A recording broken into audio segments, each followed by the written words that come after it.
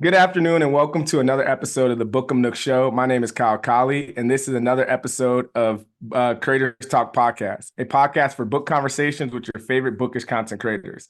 This episode is brought to you by Bookem, the book community's new and best way to host dynamic online book clubs. Download the app and start your book club today at www.bookemapp.com.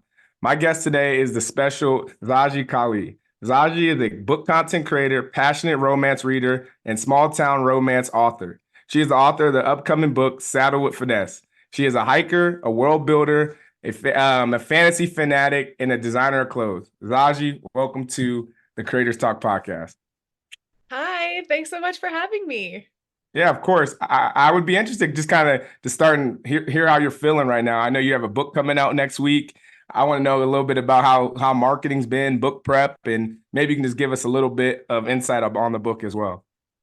Um, Prep has been crazy. I think I have been a part of so many indie authors' book launches that it doesn't feel as crazy, but it is like you never actually know what goes into stuff like this until you get behind the wheel Right? of the crazy train. But it's a lot of fun. I absolutely love romance books, so it's such a change from being like from the creator side to the author side, but I've been loving it so far. Yeah. Yeah, for sure. We'll make sure to get into it. I'm also interested, just kind of starting since you talked about it. Your creator side, like what got you into book content creation? What inspired the content, and how has your journey been in the book content creation space so far? My journey has been, I guess, an interesting one. I've been on social media for like I don't know. I started doing like videos on social media, like on YouTube and Instagram, probably back in like 2011. So, like, I've been doing social media for a number of years, and books have been a huge passion of mine since I started reading at age Yeah. 3. I've been a voracious reader. And so, I just figured once, I found like there's a much easier way to share about books online through social media. I just jumped right in head first. And some of my favorite authors, I just was like, hey, like, do you want to talk about your book and share with like my other friends I've made about talking about books? And yeah, I just kind of went from there. I just am obsessed with them. So I wanted to just share how I'm obsessed with them. And every Friday you do author talks, right? So you kind of have authors come onto your platforms. You talked a little bit about that. How did that kind of shape itself, and how did you start getting those connections with authors as a reader? Some of it, like I work with PR companies. I work with a few PR companies that manage some indie authors. And I think I have the kind of personality to where I just make people feel comfortable about talking about things that maybe they feel a little bit hesitant to do before. Like a lot of authors are introverts, like they like to be in their own little space. And I think I just wanted to be able to give them an opportunity to talk about like their books in a way that would feel comfortable, but also just give them the opportunity to shout with their fans about like what they're writing. So sometimes I reach out to authors and I'm like, hey, let's talk. Let's go over like what this new book is about. We don't have to do any spoilers or anything like that. We could just talk about your, process in writing this, what the characters are like, what author or what readers can expect, coming into your book and that type of thing. So I do a mixture of both. Sometimes I reach out to an author, sometimes they reach out to me. Sometimes I'll get requests from PR companies like, hey, this author is really interested in chatting with you. And I'm like, hey, let's do it. I love it. Right. No, that's awesome. And from that, what have you kind of learned from like talking to different authors, and how has that kind of helped shape your own writing style as well? Or maybe even also what have you also had to unlearn from just like talking to all these different authors too?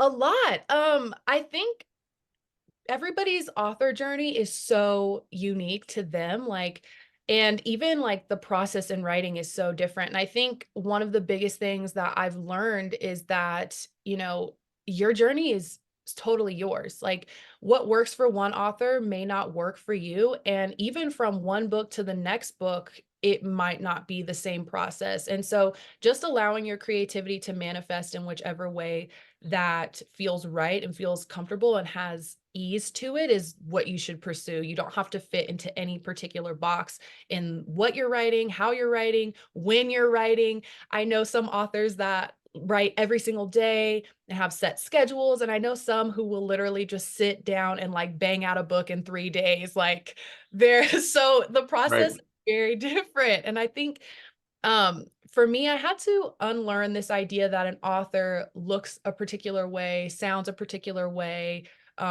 writes a particular way. Whatever works for you is really just what's important, that you get the words on page and you share your voice. Yeah, and so when did your writing style kind of merge? You've always been a writer growing up, or how did that kind of start to form from you being a book content creator?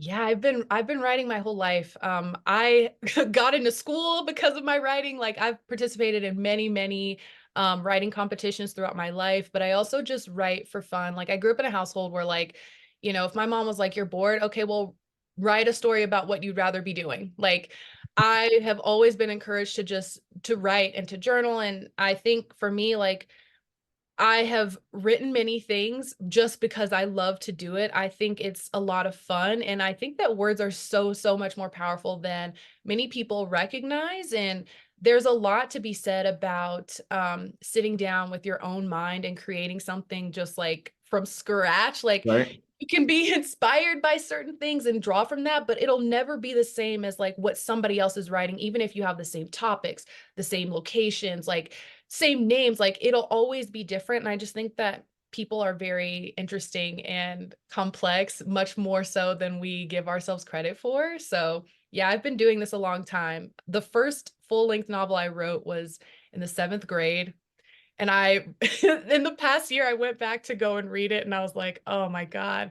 It's interesting because my voice as a 7th grade person is different from me now as Yeah, like here's- a grown adult, but I can still like see hints and pieces of my voice. So yeah, it's just really interesting to me. I've been obsessed with writing my whole life.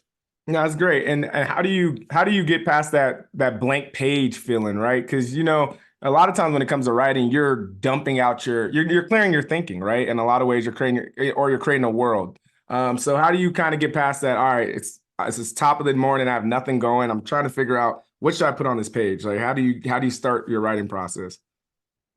For me, I don't know. I haven't had that blank page thing because I have so much to say. You're talking to somebody who can literally have a conversation with a brick wall and like laugh and like be having the best time of my life. So for me, I'm always like, who cares? Just put whatever on the page. Like nothing has to mean anything. Nothing has to work. Nothing has to be doing anything. As long as you are writing, as long as you're practicing, it is meaningful for you and for your journey. And I think a lot of people put pressure on themselves that like whatever you write on your computer, whatever you write, on paper, however you do your process, like it has to be perfect the first time. It has to be so good right away.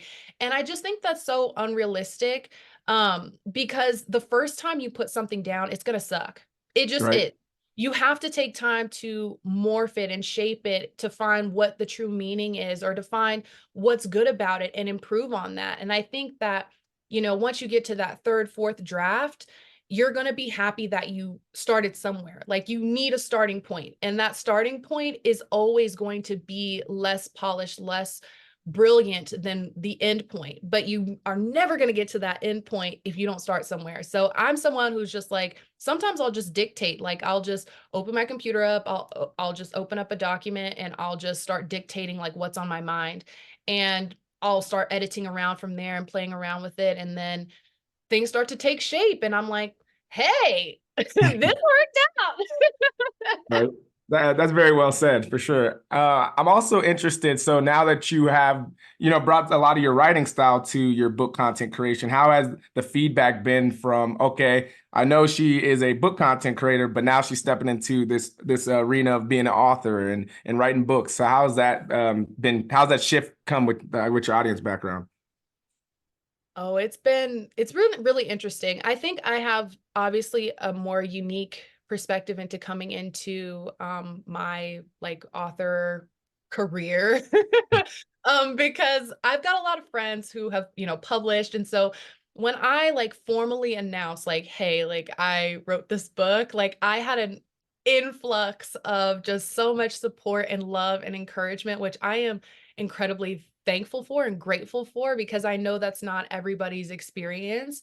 But my biggest thing is always community. I think I love to bring people together and I love to have the conversations and I love supporting and uplifting other people. It's just within my nature to be that person that's like gushing over all her friends like, "Oh my god, I'm so happy for you." Like, and I'm happy that I've received that back, and I know like I just have so many resources of people who want to help me and see my journey and see me grow, and I think that's from like, the author side, from authors I know, but I think for people who follow me and my page, like my book content and are seeing that, I'm writing a book, I think my biggest thing has always been like, oh my gosh, like the expectation of what people are going to get from my story is something that I have to really manage people's expectations because I'm very bright, I'm very bubbly, I'm a light person. Like, I'm like, hug me, hug me, let's hug, let's, chat, let's laugh, let's giggle. But my writing is not light and fluffy. It's very emotional, it's very heavy. And I handle some topics that I think aren't typically seen, especially in contemporary romance. So, I've had a lot of people who are just like, I was expecting to get something, light and fluffy and like a little cowgirl situation. I'm like, yeah, girl, but that's not this. Right. That's not this. And so I had a chat recently with a friend, and she was telling me like, sometimes the people that who are like the happiest, the brightest, have like the most things they've had to overcome to, Right. be that way and to find that light and to see that joy. And I think, yeah, I fought to be this joyful person. Like at my core, I am very joyful. I mean, I'm bright and big, like that's me. But I value that a lot, but I also feel like there's so much to be appreciated about things that are a little bit heavier and how they can shape you and show you how to appreciate the lighter things in life. And, it's not just a silly little romance book. People love to, downplay the romance industry, but there's a lot of lessons that can be learned from these stories. And I definitely can attest to that. No, Definitely. I think you're absolutely right. And no matter what, stories change people, right? So whether it's from the romance, whether it's from fantasy, whether it's even an autobiography, we get we the readers get morphed and changed through great storytelling. So it doesn't really matter what genre it is. If it speaks to you, you become a different person from interacting with those stories. Yeah. I'm also interested, do you feel like your role in the book space is changing because of that duality of being an author and a writer? Content creator and a writer. And the reason why I say that is because when I was talking to Melissa from Steamy Lit, she says now that she's gone into a lot of business, she feels like there's a different role she has to play when it comes to being willing to be critiqued and all these different things. So I'm interested to see how you feel about that that juxtaposition of being a creator and an author. Yeah, I think my role in this community has changed in a little bit of a um my perspective on what kind of content I'm putting out. Like what I say has a little bit of a different weight, I think, than someone who isn't actually also an author.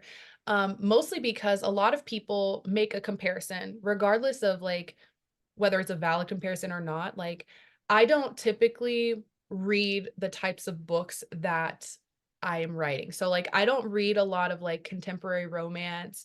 And there's only a few small town romance authors that I just love that I read, but I'm mostly reading like dark romance, like fantasy. So that's like, I love all the things that are kind of pushing the boundaries of what we see every day type of reading. Okay. So my audience is very, very attuned to like my likes and dislikes in a story. So I get book recommendations all the time. Like Yeah. I cannot even begin to to tell you. Like I get books on my Kindle that someone sent me like almost every day. I get DMs from authors like, "Hey, do you want to read this?" like type of thing. And I think since I've announced that I am an author, I've sort of pulled back more so from sharing um sharing my opinions about books that I didn't resonate with as much, just because I feel like it's a lot harder for me um to how do I say that?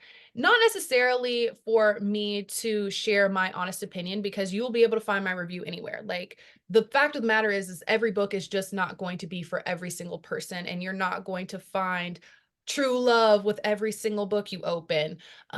Sometimes they just don't work out for you. And I think for me, I've shifted my page more so to really uplifting the stories that I love, and really working with creators and authors that I absolutely love, because I want to be able to have a positive vibe on my page. Like, I want a lot of positivity. Not to say that I've ever been bashing or been negative, but I just Yeah, don't want to put that there, because I don't want people to make comparisons between, what I like and I don't like as a creator, as opposed to like judging me as an author, like, oh, so this is the standard, or like this is what I can expect or not expect, right. or whatever. So it's creating those boundaries between the two parts. So like, yeah, read my book. If you hated it, okay, that's nothing to do with me. So like, I mean, and so like, I don't want people to feel like they think that I am someone who's saying like, "Oh, like, well, if it's not me, then it's gonna be bad," or whatever, like comparing what I've written to what I don't like, or comparing what I've written to what I do like. I just want to be able to create a boundary between like,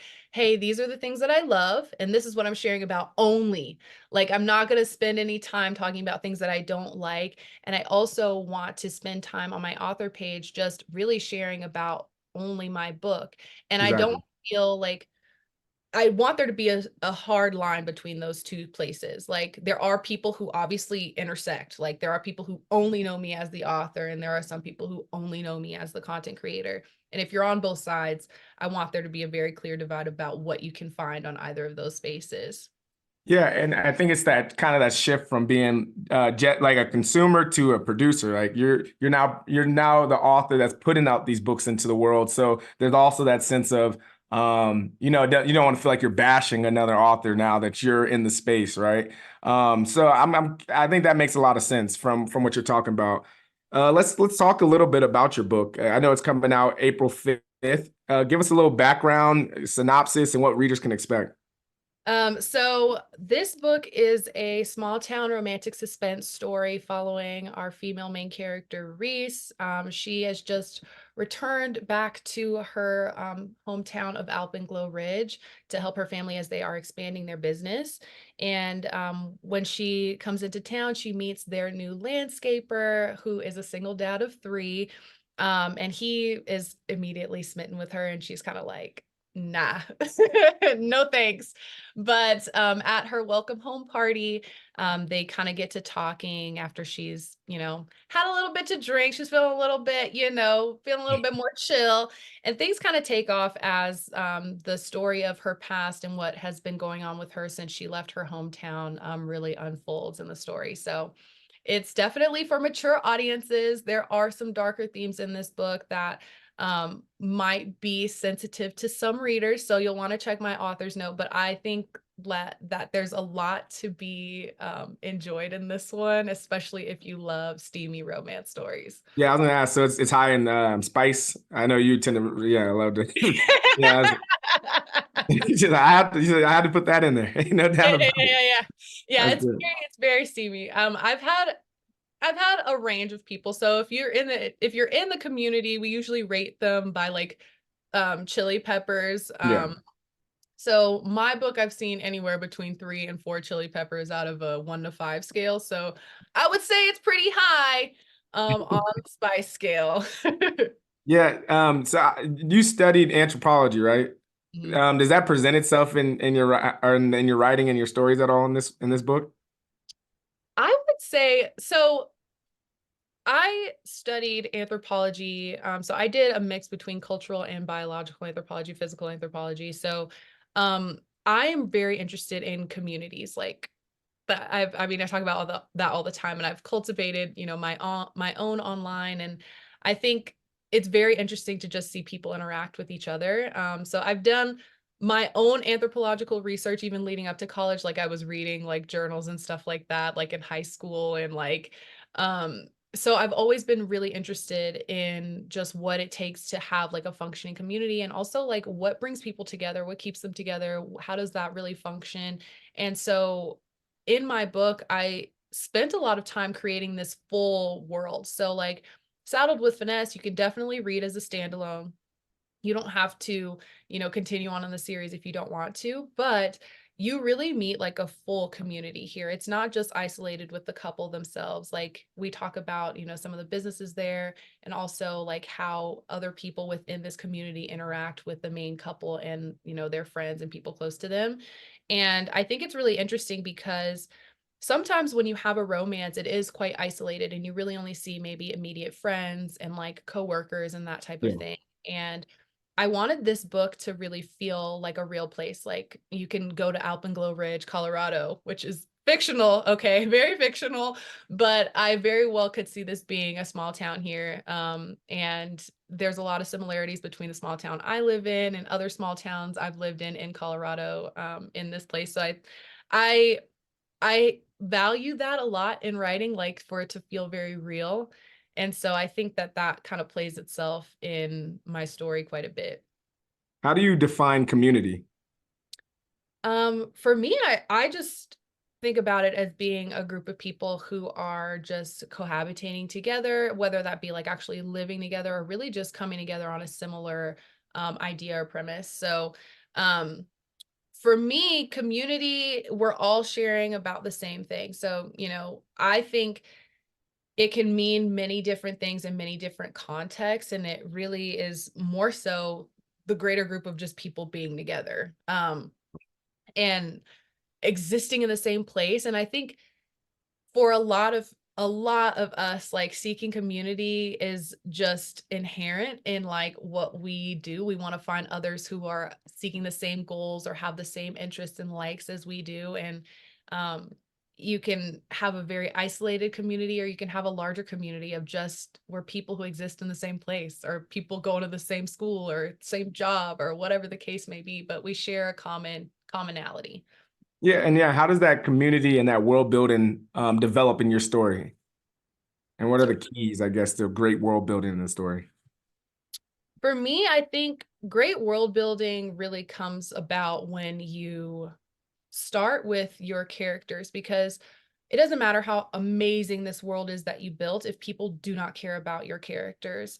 And I think that world building really hits its sweet spot when we're introduced to the world through your characters' eyes and their viewpoints, their perspective, and it starts very small with them and can grow from that point. So I want to experience this world through their eyes. So when you go into a room, you're not going to know the exact dimensions. You're not going to know like everybody who lived in this room, or you're not going to know like when they have someone come and clean it, like all these details and such that would not be important to the character are not things that I want to learn about. I want to see and learn through them because I want to know why it's important. Why does it matter? I don't need to know all the extra stuff that has absolutely nothing to do with my character, because how does that help me? Right. How does that help me connect with this person? So I think world building really is the best when you're able to experience what the world is like through the character's lens and allow them to show you what they're seeing.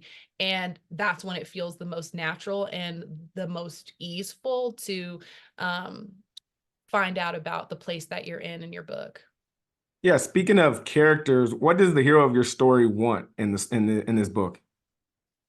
Well, I've got two main since my book is a dual point of view. So the female main character just wants to go home. Because of some choices she made in her past, she was not able to go back to her hometown, even though she desperately wanted to be back home. And so this book is really about how she is trying to figure out how she can go back home and stay home. And for my main male character, he really just wants family. He lost his parents at a young age, and he's been trying to like make his own family for a long time, and it didn't work out. And so he ends up going to this small town to be with his aunt, who's like his closest living relative, so that he can kind of get that family feeling and start to really appreciate some of the best benefits of being around your relatives and your family. No, I like that duality in this book too. I'm interested in hearing about your writing process and how everything went from start to finish, or even what your writing routine was like. I am what we call a pantser. I don't outline anything Oh wow. like at all. And it's kind of one of those things, like my characters feel very real, so they talk to me, and I know like that's like such a strange thing for people to hear if you don't do a lot of writing, but my characters are super loud in my head. And so I literally just sit down and let them tell me what's going on. And so for probably like um 20, 30,000 words is really just me putting scenarios of them together and like how they acted around them. So I usually start with like some of the big things. Like I go for the breakup first. Like that's the first thing that I write is like what's going to be their tipping point. And it's a really painful one. Like a lot of people message me when reading this book when they get to the third act breakup in my story and they're just like, "Are you trying to kill me?" Like, no, question mark. But yeah, so I write all over the place and then I go in and kind of like make everything make sense, and it works for me. I've really been like that my whole life, like writing academically, writing for fun. I just write what comes to me first and then I make all the pieces fit together, and that just really works for me. If I try to do an outline, it's not going to work. It's going to take me forever and I'm going to be dissatisfied. No, that's unique writing style because even with me, I used to be, I guess, what you'd consider prancing when it comes to writing. But as I've gotten older, I've realized that I do appreciate the outline because then you can, it's almost that flexibility within parameters for me. But I think that's interesting because you've been able to continue to use that freelance, that creativity, no matter how you write. So that's actually really cool. Yes, Um, like over here. yeah.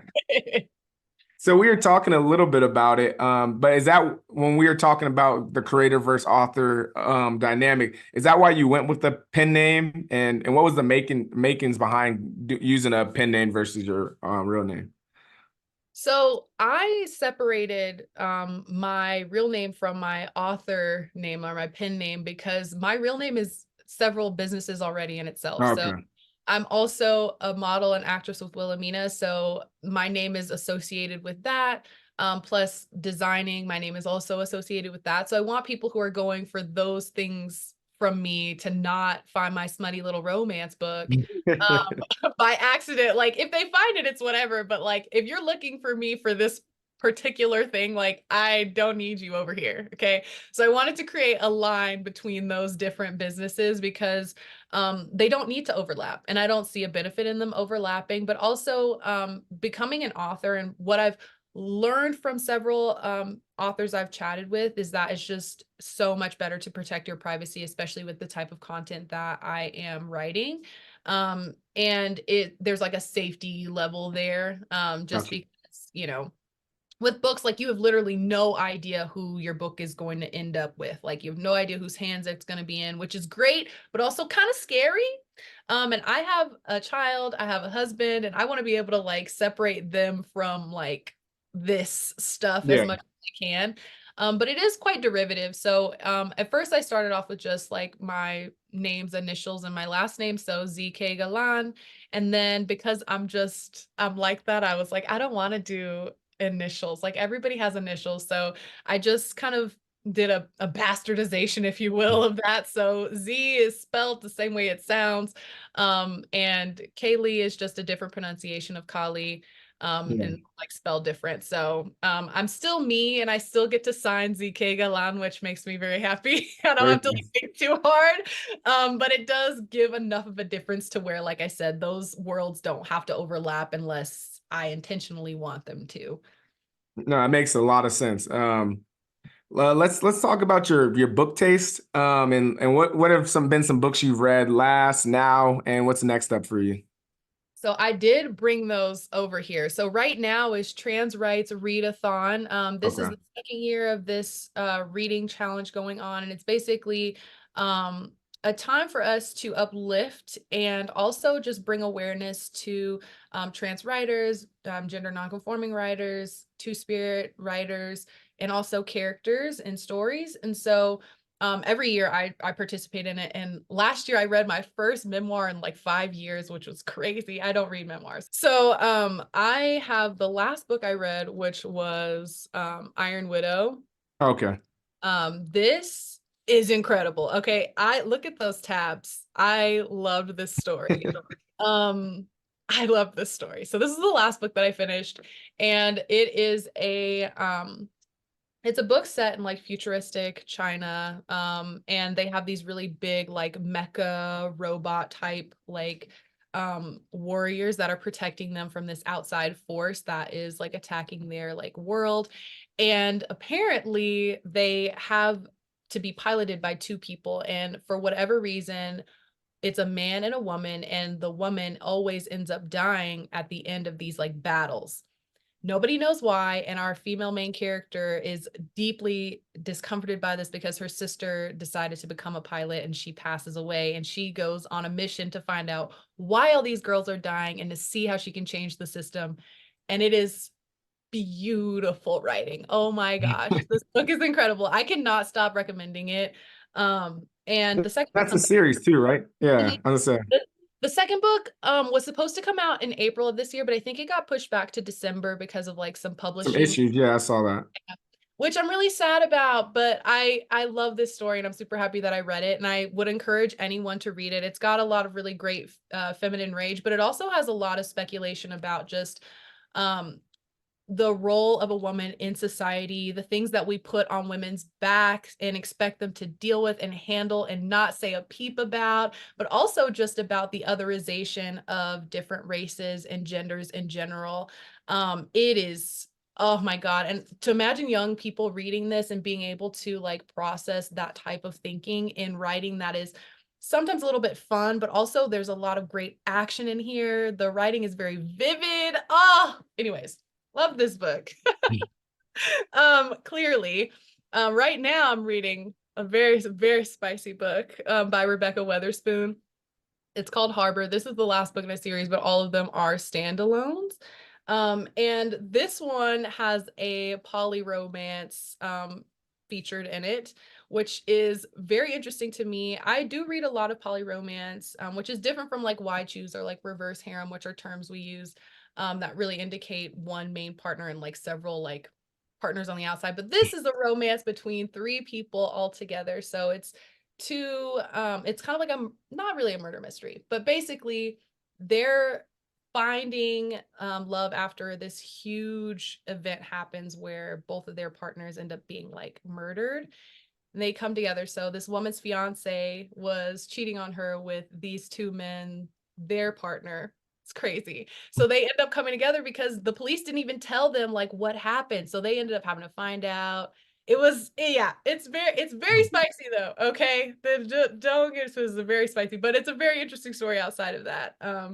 And I'm currently reading this right now. I have like maybe 30-40 pages left in it. But next I have How to Get the Girl by Anita Kelly. This is a sapphic romance story.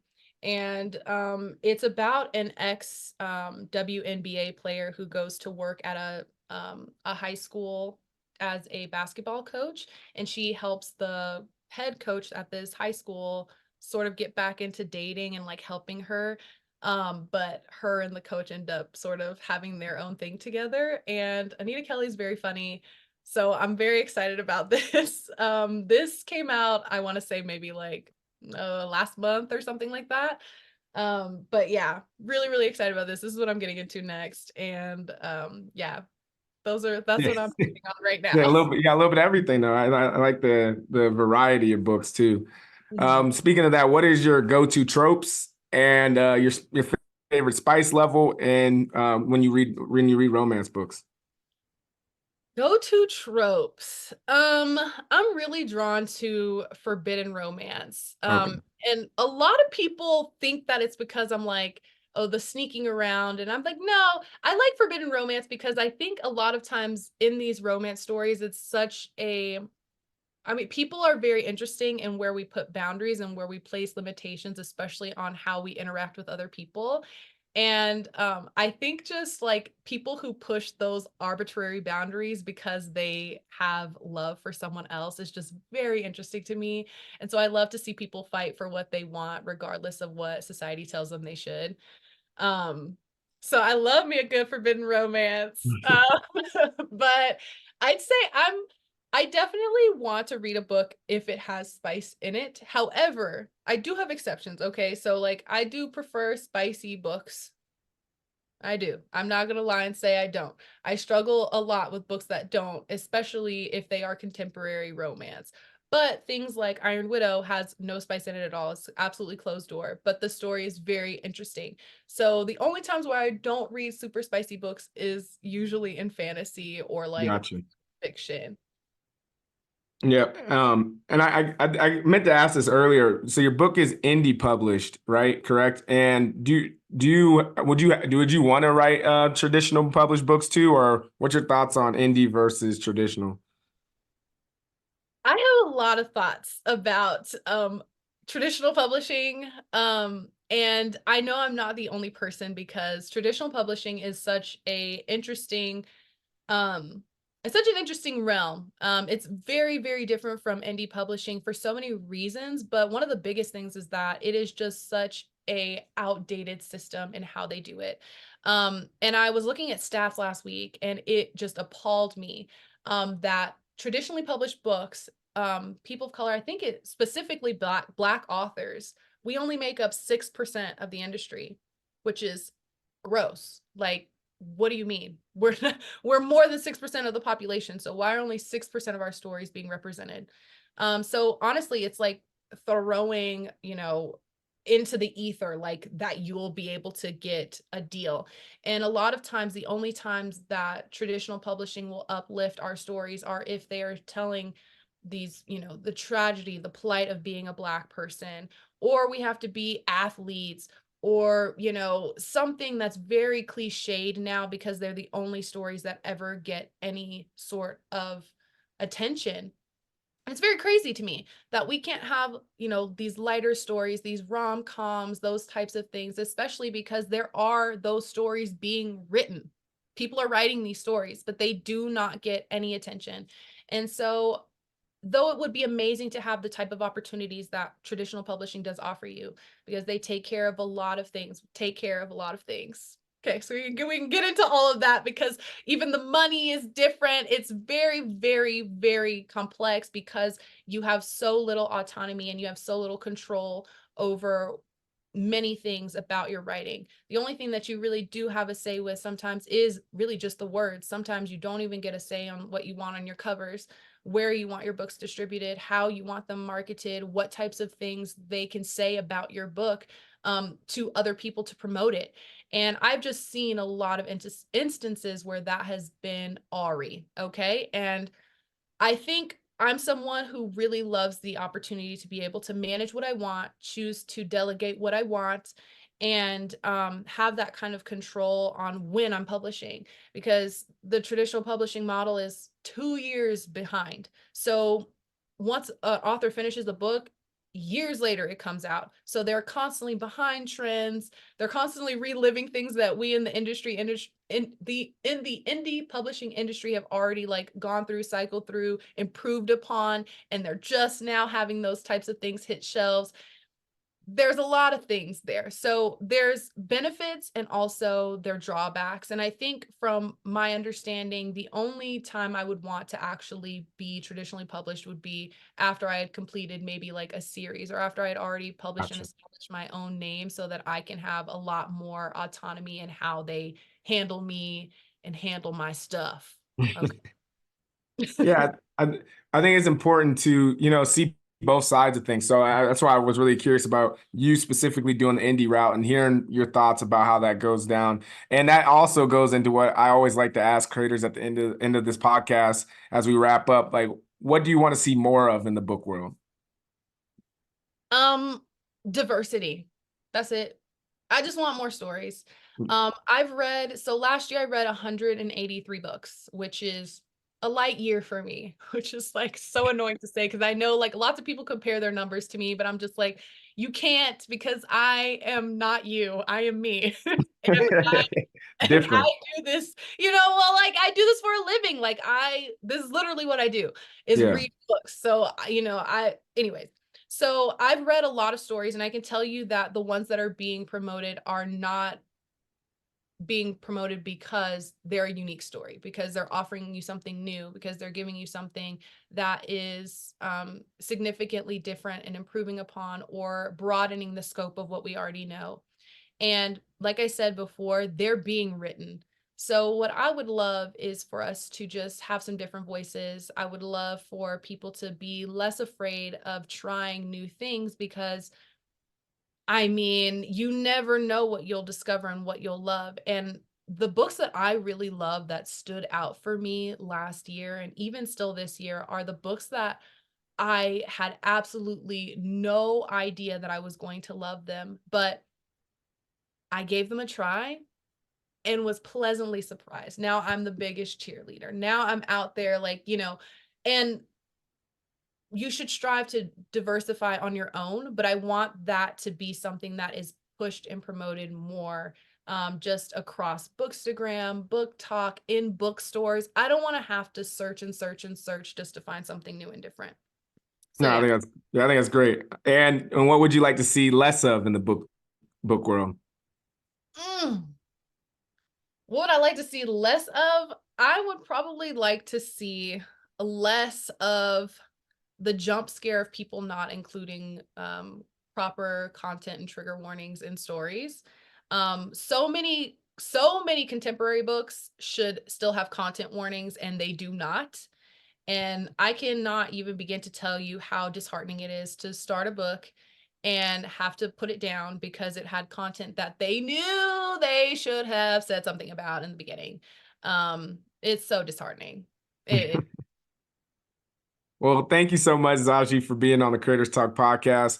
I would love for you to share. I know we've been talking about your book, but I'd love for you to show it on the camera for those that want to see it, and then let us know anything else that you have up and coming. Yeah, so release is coming in 7 days from today, but it's going to be April 5th that this book comes out. It'll be available everywhere. You can pick this up online at all US retailers. So Barnes and Noble, Books A Million, wherever you buy your books. It'll also be on Amazon, and you can also get them signed on my Etsy shop, which is author Zaji-Kali. And yeah, if you like book content and you want some really great spicy recs, you can check me out on Zaji-Kali Reads on Instagram. Wonderful. Thank you so much, and thank you again for being on the podcast. Thanks.